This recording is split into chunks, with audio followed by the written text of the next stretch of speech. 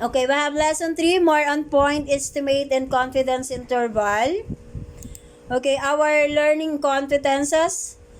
We have, at the end of the lesson, the learner should be able to calculate the point estimator of the population median numbers of text messages sent in a day in class. Okay. Number 2, construct a population 1 minus a population percentage confidence interval estimator of the population proportion using the large number. 3 is interpret point and confidence interval estimate of the population proportion. Okay, we have motivation here. Okay, we hypothesize the numbers to the sum of these questions. Okay, number 1, what are the advantages of collecting a sample of only 10 records of the state of happiness and not of the entire class to obtain the median state of happiness in the entire class? Okay? Ano yung pagkakaiba ng pagkukolekta ng 10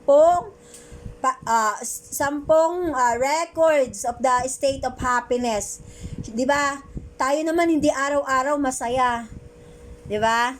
Di bali kung araw-araw nakikita natin yung crush natin, di masaya tayo. Eh may mga araw na hindi natin nakikita. O, pag hindi natin nakikita yung crush natin, eh di malungkot tayo. Aminin nyo, hindi. Totoo ba? Pag hindi natin nakikita yung crush natin, ibig sabihin, malungkot tayo. O, di ba? O, mga boyfriend natin. Sino may mga boyfriend dyan? Ha? Ay, si Kiel, nakita ko may ano na siya eh, may the one. The what? Maraming dawan. Ha? Maraming dawan. Ano na? Maraming dawan. Edi mo. Talaga?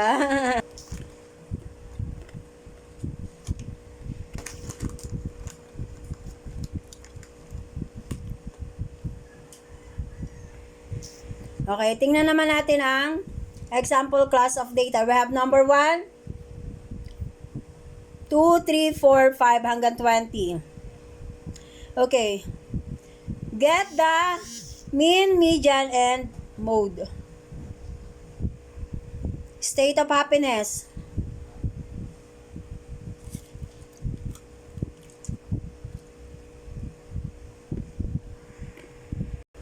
Ano ang mean niya, anak?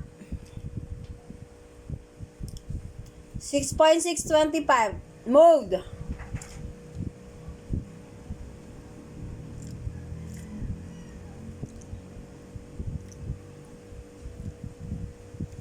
Ano yung mode niya?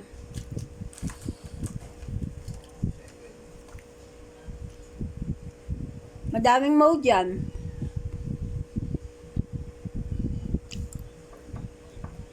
Ang mode? Ang mode? 7? Ano pa? 8? 7.5? Ano pa? 8? Ano pa?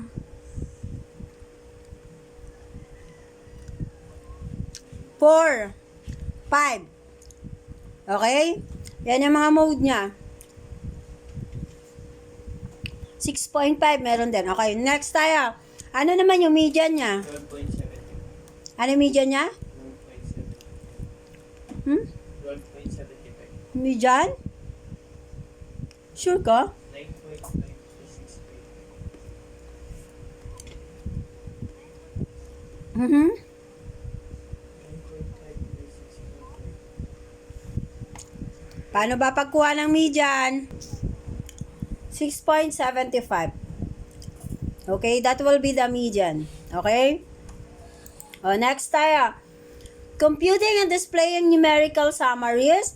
Different statistical tools are used for estimating numerical values in a population. For example, when drawing a random sample, one can calculate the sample mean or average, or the median with a 50th percentile, to obtain an estimate of the measure of the center of the distribution of the values pertaining to the entire population. Also, the range that interquartile range different from the 25 percentile or the first quartile to the 75 or 75th percentile or third quartile, as well as the standard deviation from the sample data, can be computed to estimate the spread of the values in a population or measure of variation. Okay. Number 2. Wait lang, ipainom lang ako ng kinakain ko.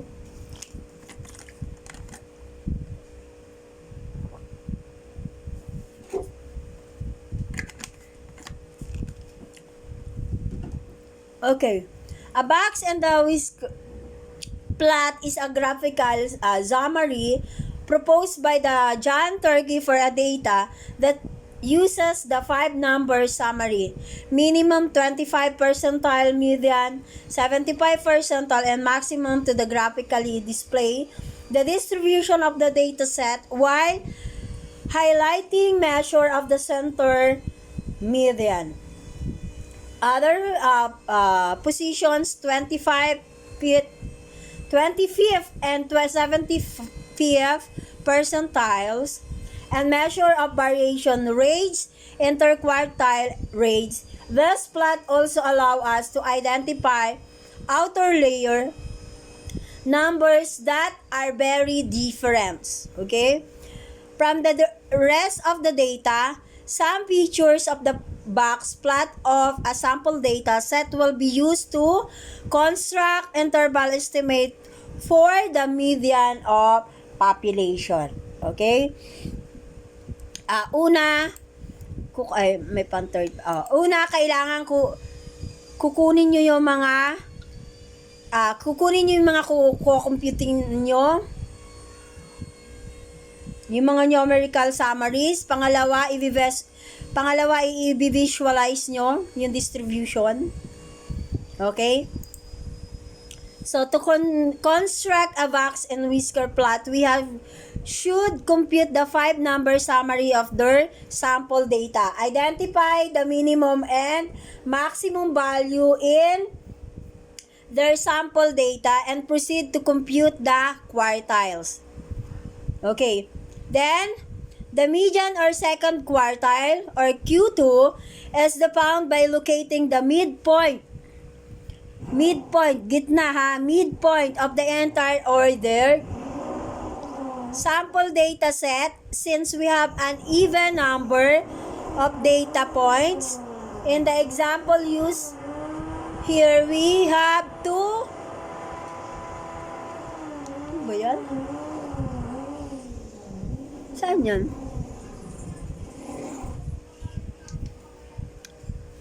Sample data set, since we have an even number of data points, in the example used here, we have two middle values, so we find the median by averaging these two value.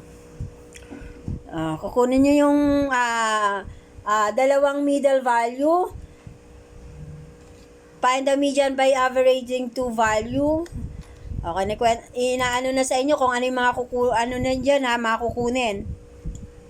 Then the 25 percentile of first quartile or Q1 is found by the calculating the median of the lower half of the sample data or first 5 number.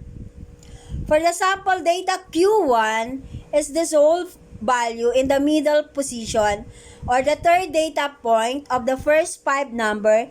The 75th percentile of third quartile of Q3 is similarly found by calculating the median of the upper half of the sample data or last 5 numbers in this case, the third quartile is the 8th position. Okay, next tayo. We have the step, draw the box plot using the sample data to construct an interval estimate for the population median. Can be better described by means of an example. Okay. This is done in the succeeding paragraph, yung kanina, using the sample data, yung 4.0.1. The median state of happiness in the entire class, in the example in this lesson plan, yung kanina, yung table kanina, is 6.75. Okay? While for the student data sample of table 6.1 is 7.0 or 7. Note that the sample median of 7 can be used as a point estimate of the population median of 6.75. For point estimate are obtained with hope that they are close to the population value that they are meant to estimate. Okay, we have confidence interval have the extra advantage of the providing sense of uncertainty in the estimation process. Okay, we have confidence interval. We can be quite confident of the accuracy and estimation. Example, that the exact population value that is being estimated. Okay, the population median in this case is captured of trap by an interval constructed using sample data. To place an interval estimate for the population median using the figures of box, yung kanina plot, start by having each student obtain the 5-number summary of his or her sample data describing in section A above. Okay.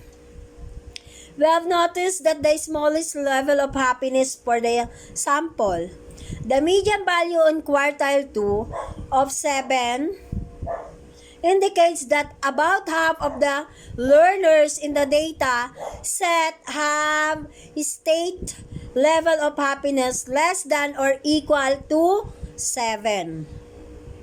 And that above half of the learners have level of happiness greater than or equal to 7.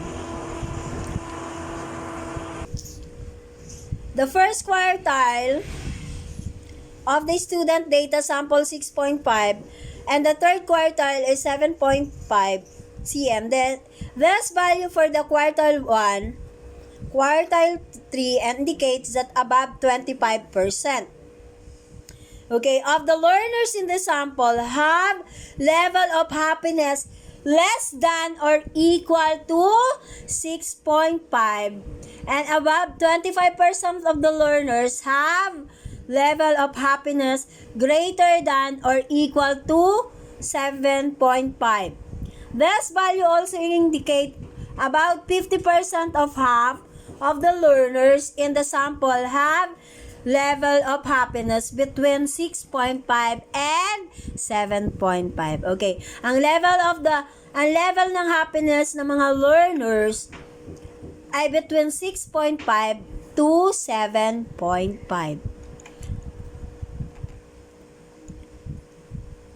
Okay na. Okay na. Okay, do you have any questions? Wala. Oh. Ano to? Ano ba sasabihin ko? Nalimutan ko tuloy. Ibig sabihin, doon sa mga learners na kinuha natin, ang level of happiness nila, kung 1 to 10, 6.5 to 7.5 lang. Okay? Yan yung interval ng kanilang happiness. Yun lang naman. More on interval tayo. So, kung may tanong pa ba? Madali lang naman ang medyo, ano daw, anak? Ano na? Ano daw? Alin ang isisend? Oo, anak, nasa LMS yan lahat. Isisend ko yan sa LMS, anak. Pati yung mga assignment na, mga assessment nyo. Lahat tayo, teka lang, nasamid ako. Excuse me. Lahat yung mga online, wala na kayong module, di ba? So, ugaliin nyo laging mag-check sa sa LMS nyo. Kasi yung mga activity ng bawat subject, doon automatic yan. After your discussion, ipinopost na agad or ina-upload na agad ng mga teacher doon. Okay? Kaya ugaliin lagi mag-check ng inyong LMS. Kasi diyan ang inyong grades. Na how many percent? It will be 40% I think, or 60% of your grade.